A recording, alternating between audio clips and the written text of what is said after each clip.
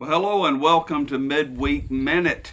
And this is just kind of an introduction today into a sermon I'll be delivering this Sunday morning, 5/16/2021 at Hopes Point Baptist Church in Shelbyville, Indiana. A little mini series, 2 parts, in which I'm just taking a different angle than the world does on how to deal with all of the discouragement and depression and anxiety and mental and psychological and emotional distresses that people are going through. This is proven not only in studies that are coming out that I read on a consistent basis, but just in conversations with people. This whole, as they call it, trifecta of COVID, of political upheaval, of social and racial unrest in our nation. It's left people really at a place of where do they find hope? Where do they find a traction to move forward with any sense of, I guess, positivity and productivity in their lives? And I think this little alternate approach I'm going to give over the 2 Sundays is biblical. I mean, it's founded right here, as you'll see in a few moments, in the Word of God, and the great example, role model of how this is lived out was lived out in the earthly life ministry of Jesus Christ himself. Someone said recently, I believe it was David Kinnaman, he's the president of Barna Research. My best recollection says that he said the pandemic has been a great reveal of the challenges that the church faces in our modern times. We're fragmented by political and social divisions. We're frayed by people's connectedness to the local congregations that's waning, frustrated by what is our personal responsibility and response in our local churches and collectively as a church in the world. And as I said, the trifecta of COVID, racial unrest, political strife, even has pastors leaving in record numbers from their leadership roles in the local churches. The world wants to say, we recover energy and vitality and hope through youth or youthfulness. And yet I just read that 51% of young Americans, and that's ages 18 to 24, according to a Harvard Youth poll, say they feel down, depressed, or hopeless. 68% have low energy. I love that one. How do you have low energy, age 18 to 24? I'm just now getting at a place in my life in my late 60s to struggle with low energy, and I have a bunch of medical conditions on top of it, but much of the time, I push through and move through because, what's the alternative? Lay down and roll over? No, we get up and we keep moving forward. They have 59% trouble sleeping, 52% find little pleasure in doing things, 28% had thoughts of self-harm. One study in 2020 said that 81% of college students struggle with significant anxiety. Do you hear those statistics? These are alarming. These are amazing. And so, it's not in youth or youthfulness. Some would say, how about fame or fortune?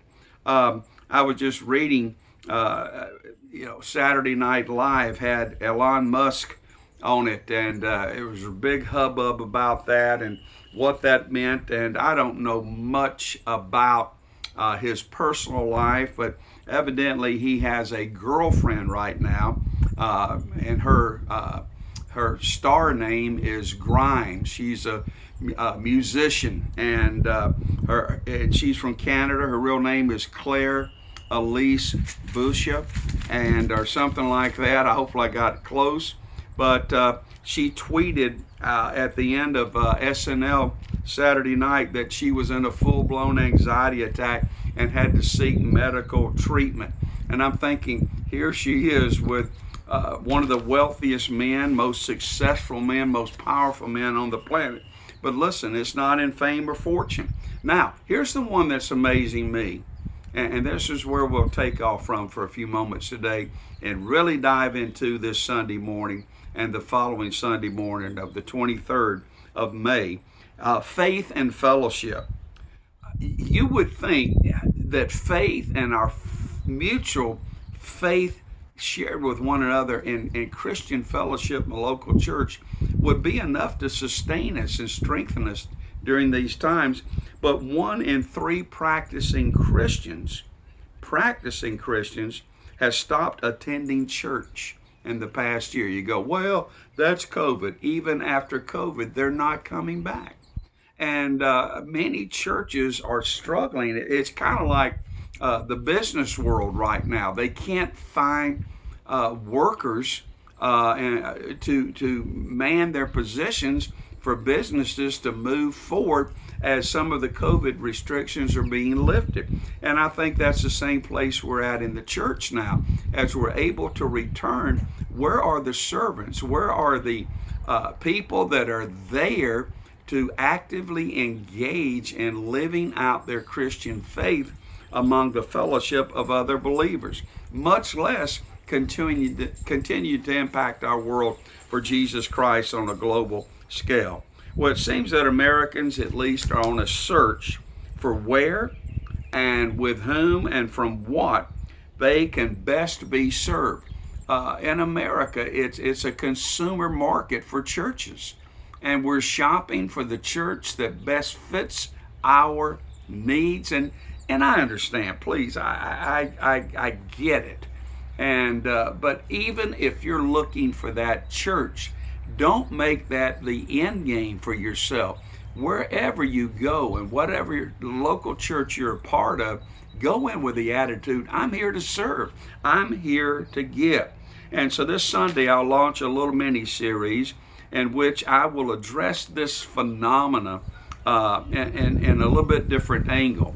It is going to sound counterintuitive at first, but it's biblically based. In fact, as I mentioned earlier, it's formulated out of the experience and example of Jesus Christ himself. I believe the key to happiness, health, holiness is not in being served, but in being a servant. It's not in getting from, but giving to. Well, let's just read very quickly. We'll just kind of set this off and we'll conclude. The text is John chapter 13, verse 1. Now, understand the context of this. This is pre-betrayal, trial, scourging, crucifixion, burial, what have you. Jesus has already made a call of this prophetically, at least on 3 occasions, Mark 8, 9, and 10. He tells them this is what's coming, but they don't have the proper focus. And as a result, they're not recognizing the context in which Jesus Christ is saying what he's about to say. Very fascinating. I'm very excited about this. Verse 1 of John 13. Now, before the feast of Passover, when Jesus knew that his hour had come. That's so interesting to me.